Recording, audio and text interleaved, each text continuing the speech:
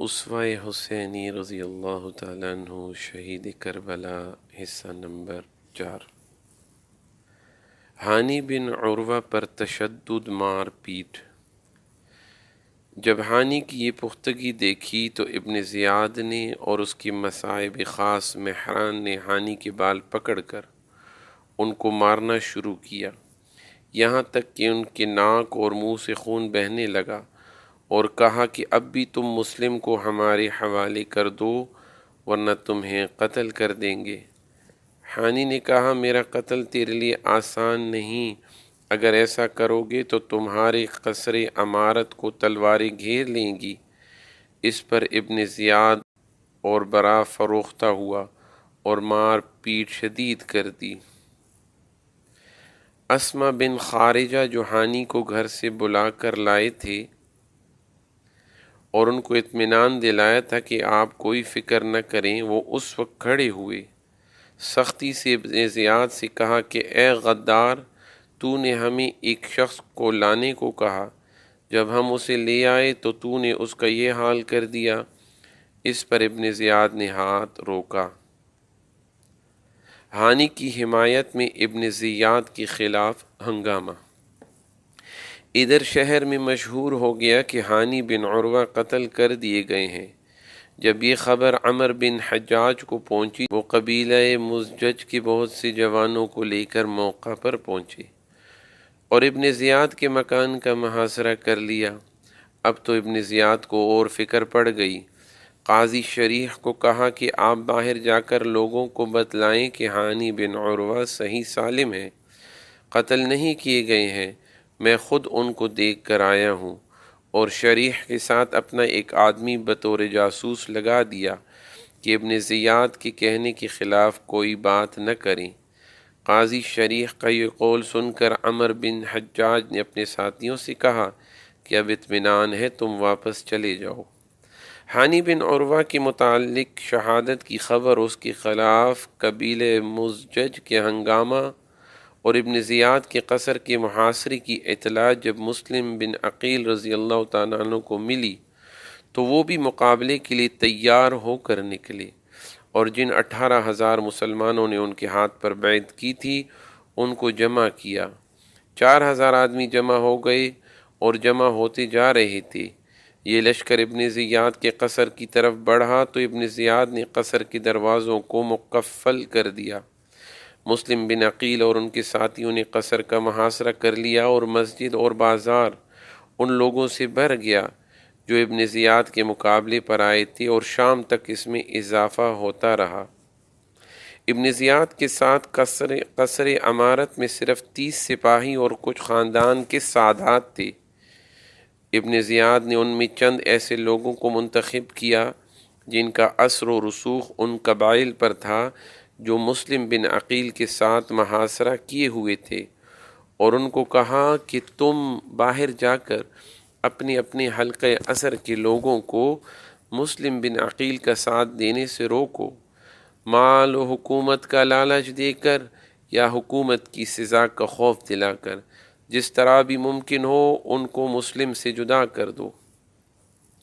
ادھر سادات اور شیعہ کو حکم دیا کہ تم لوگ قصر کی چھت پر چڑھ کر لوگوں کو اس بغاوت سے روکو، اور اسی خوف و طمع کے ذریعے ان کو محاصرہ سے واپس جانے کی تلقین کرو۔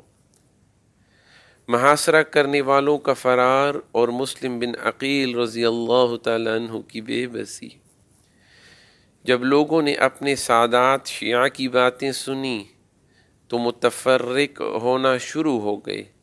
عورتیں اپنے بیٹوں بھائیوں کو محاذ سے واپس بلانے کے لیے آنے لگی، یہاں تک کہ مسجد میں مسلم بن عقیل کے ساتھ صرف 30 لوگ رہ گئے۔ یہ صورتحال دیکھ کر مسلم بن عقیل رضی اللہ تعالیٰ عنہ بھی یہاں سے واپس ابواب کندہ کی طرف چلے گئے۔ جب وہ دروازے پہ پہنچے تو دیکھا کہ ان کے ساتھ ایک آدمی بھی نہ رہا تھا۔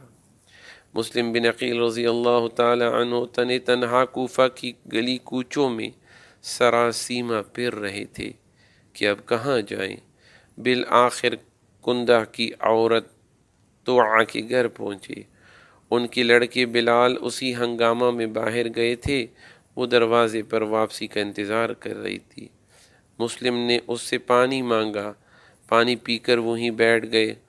عورت نے کہا کہ اب آپ پانی پی چکے، اب اپنے گھر جائیے۔ مسلم خاموش رہے۔ اس طرح 3 مرتبہ کہا تو مسلم خاموش رہے۔ پھر اس نے ذرا سختی سے کہا کہ میں آپ کو دروازے پر نہ بیٹھنے دوں گی، آپ اپنے گھر جائیے۔ اس وقت مسلم نے مجبور ہو کر کہا کہ اس شہر میں نہ میرا کوئی گھر ہے نہ خاندان، تو کیا تم مجھے پناہ دو گی؟ میں مسلم بن عقیل رضی اللہ تعالیٰ عنہ، میرے ساتھ میرے ساتھیوں نے دھوکہ کیا ہے۔ عورت کو رحم آ گیا اور مسلم کو اپنے گھر میں داخل کر دیا اور شام کا کھانا پیش کیا۔ مسلم نے کھانا نہ کھایا۔ اسی عرصے میں عورت کے لڑکے بلال واپس آ گئے۔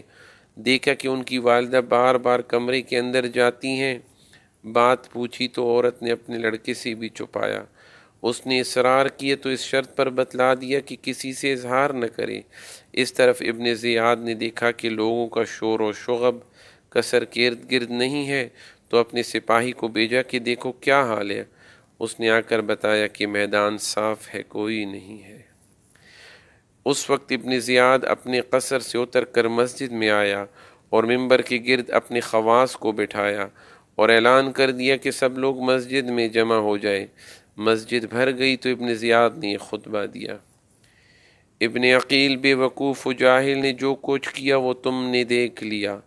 اب ہم یہ اعلان کرتے ہیں کہ ہم جس شخص کے گھر میں ابن عقیل کو پائیں گے، ہمارا ذمہ اس سے بری ہے، اور جو کوئی اس کو ہمارے پاس پہنچائے گا اس کو انعام ملے گا۔ اور اپنی پولیس کے افسر حسین ابن نمیر کو حکم دیا کہ شہر کی تمام گلی کوچوں کے دروازوں پر پہرا لگا دو، کوئی باہر نہ جا سکے، اور پھر سب گھر والوں کی تلاشی لو۔ اسی تلاشی کے درمیان جب اس عورت کے لڑکے بلال نے یہ محسوس کیا کہ بالآخر وہ ہمارے گھر سے گرفتار کیے جائیں گے، تو اس نے خود مخبری کر کے عبد الرحمن بن محمد اشعث کو اس کا پتہ بتلا دیا۔ اس نے اپنے باپ محمد بن اشعث کو اور اس نے ابن زیاد کو اس کی اطلاع دی۔ ابن زیاد نے محمد بن اشعث کی سرکردگی میں 70 سپاہیوں کا ایک دستہ اس کے گرفتار کرنے کے لیے بھیجا۔ مسلم بن عقیل رضی اللہ تعالیٰ عنہ کا 70 سپاہیوں سے تنہا مقابلہ۔ مسلم بن عقیل رضی اللہ تعالیٰ عنہ نے جب ان کی آوازیں سنی تو تلوار لے کر دروازے پہ آ گئے اور سب کا مقابلہ کر کے ان کو دروازے سے نکال دیا۔ وہ لوگ پھر لوٹے تو پھر مقابلہ کیا۔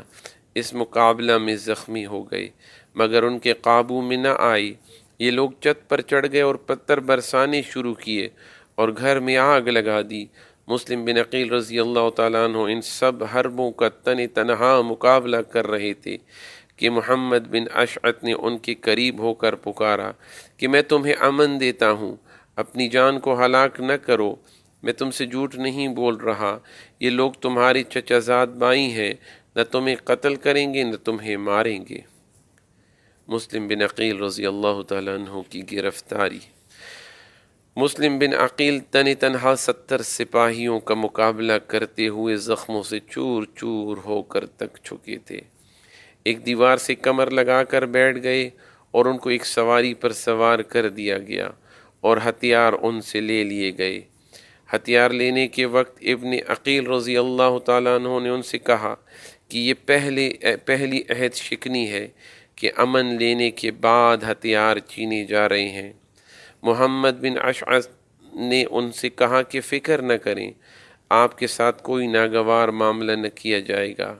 ابن عقیل نے فرمایا کہ یہ سب محض باتیں ہیں، اور اس وقت محمد بن عقیل کی آنکھوں سے آنسو جاری ہو گئے۔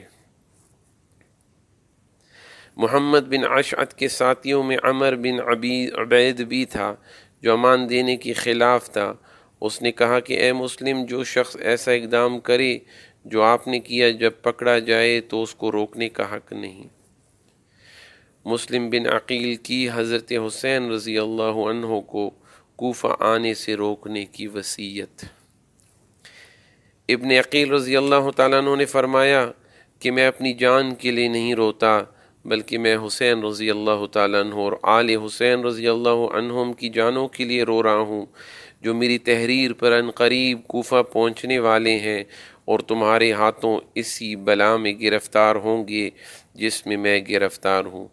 اس کے بعد محمد بن اشعث سے کہا کہ تم نے مجھے امان دیا اور میرا گمان یہ ہے کہ تم اس امان سے عاجز ہو جاؤ گے، لوگ تمہاری بات نہیں مانیں گے اور مجھے قتل کر دیں گے، تو اب کم از کم تم میری ایک بات مان لو، وہ یہ کہ ایک آدمی حضرت حسین رضی اللہ تعالیٰ عنہ کے پاس فوراً روانہ کر دو کہ جو ان کو میری حالت کی اطلاع کر کے یہ کہہ دے کہ آپ رستے ہی سے اپنی اہل بیت کو لے کر لوٹ جائیں، کوفہ والوں کے خطوط سے دھوکہ نہ کھائیں، یہ وہی لوگ ہیں جن کی بے وفائی سے گھبرا کر آپ کے والد اپنی موت کی تمنا کیا کرتے تھے۔ محمد بن اشعث نے حلف کے ساتھ وعدہ کیا کہ میں ایسا ہی کروں گا۔